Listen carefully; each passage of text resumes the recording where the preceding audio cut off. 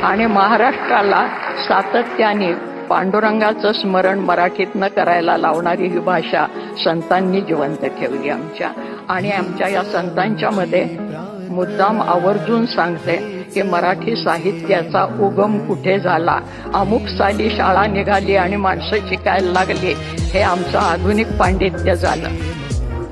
ज्या दिवशी आईने पहिली ओवी आपल्या बाळाला म्हटली असेल त्या दिवशी मराठी भाषा जन्माला आली.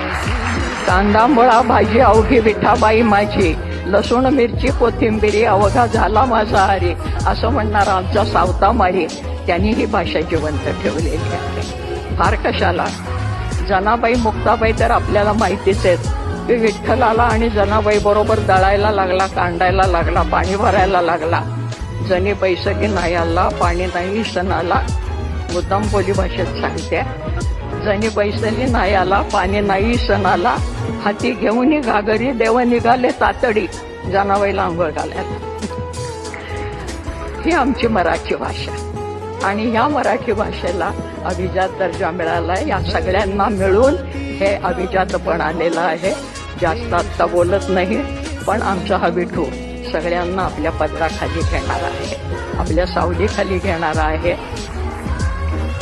या संतांच्या मध्ये अंत्यजन म्हणजे ज्याला आज आपण BC आणि OBC वगैरे म्हणतो, ही सगळी मंडळी त्याचे परमभक्त आहेत.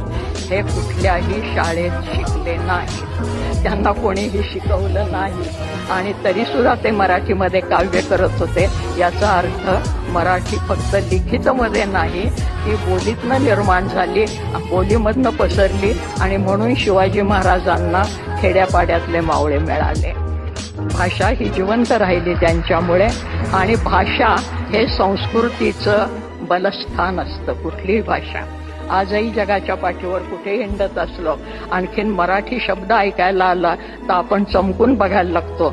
तुम्ही नागपूरचे का, तुम्ही महाराष्ट्रातले का? तर हे भाषेचं आपलेपण निर्माण करणारी, भाषा ही जोडणारी गोष्ट असायला पाहिजे, तोडणारी नाही.